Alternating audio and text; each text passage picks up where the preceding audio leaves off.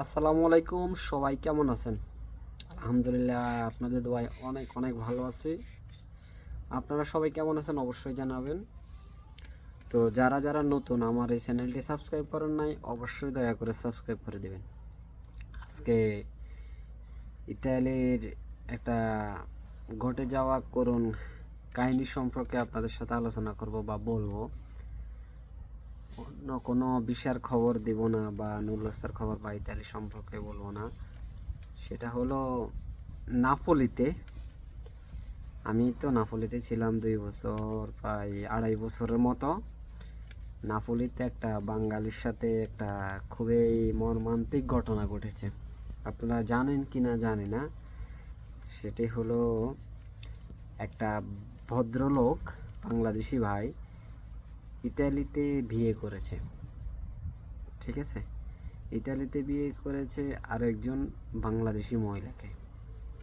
কিন্তু বিয়ে করার পর তাদের সংসার চলতেছে, কিন্তু ওই ভদ্রলোক যে বাংলাদেশে আরেকটা বিয়ে করেছে সেটা কিন্তু ইতালিতে যে বিয়ে করেছে তার দ্বিতীয় স্ত্রী কিন্তু জানে না।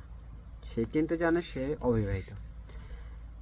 এখন পরবর্তীতে কিভাবে যে শুনছে যে এই ভদ্রলোক ভিসা প্রসেসিং করে তার বউকে, বাংলাদেশি বউকে ইতালিতে নিয়ে আসতেছে, আর তারা একসাথে জীবনযাপন করবে।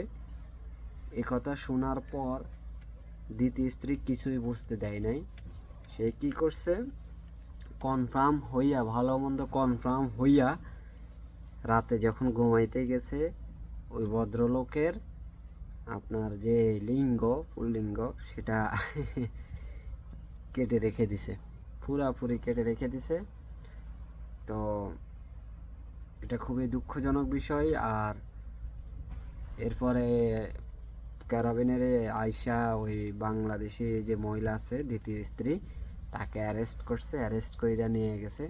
আর ওই ভদ্রলোক হাসপাতালে আছে, নলা হাসপাতালে আছে না, আপনার ওই দিকে এখানে নাপোলির যে কোনো একটা হাসপাতাল আছে। তো এটা খুবই দুঃখজনক।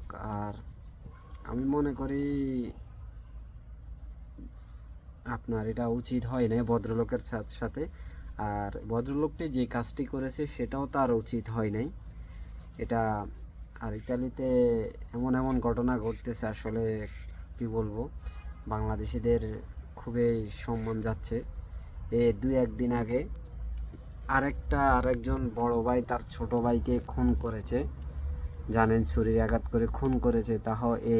তাও এই মেয়েলি ব্যাপার নিয়ে আপনার দ্বিতীয় বিয়ে করবে বা যে কোনো একটা মেয়েলি ব্যাপার নিয়ে বড় ভাই ছোট ভাইকে খুন করেছে। পরবর্তীতে ওকে ক্যারাবিনারে অ্যারেস্ট করছে। এর 15 থেকে 10 দিন আগে আরেকটা ঘটনা আপনারা জানেন।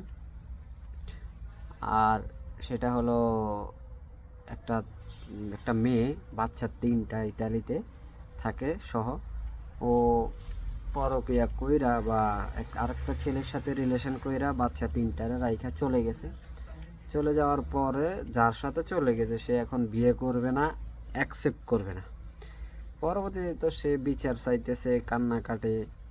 আপনারা অবশ্যই দেখছেন সোশ্যাল মিডিয়াতে, আমি দিচ্ছি না, না হলে ডিসপ্লেতে দিয়ে দিতাম। তো সেই গেল একটা ঘটনা। তারপরে এই 1 মাসের ভিতরে অনেকগুলো ঘটনা ঘটছে। একটা বড় ধরনের সুপার মার্কেটে চুরি হয়েছে, একটা বাংলাদেশি ভাই চুরি করেছে। ক্যামেরাতে চেক করে দেখে যে উনি একটা হেডফোন চুরি করতেছে, মাইক্রোফোন চুরি করতেছে।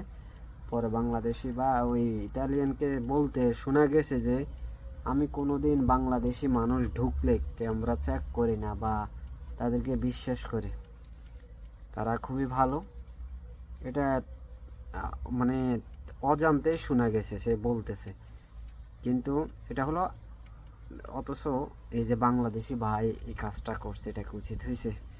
তাহলে এই জন্যই বলি, এটা হলো আপনি যতই ভাষা জানুন, আপনি যতই আইন জানুন, আপনি যত এই দেশে সেটেল হন, স্মার্ট হন, যতই আপনার সাথে ভালো সম্পর্ক, এই দেশে অন্যায় করা যাবে না। দয়া করে কেউ অন্যায়ের সাথে যুক্ত হবেন না, কেউ কোনো ক্রাইমের সাথে যুক্ত হবেন না। তাহলে আপনার সারা জীবনের পরিশ্রম, সারা জীবনের কষ্ট এক নিমিষে শেষ হয়ে যাবে। ঠিক আছে, তো ভালো থাকবেন সবাই, যারা আসবেন সামনে সবার জন্য শুভকামনা রইল। সব সময় সাবধানে চলবেন, ভালো থাকবেন। আল্লাহ হাফেজ, আসসালামু আলাইকুম রহমতুল্লাহ।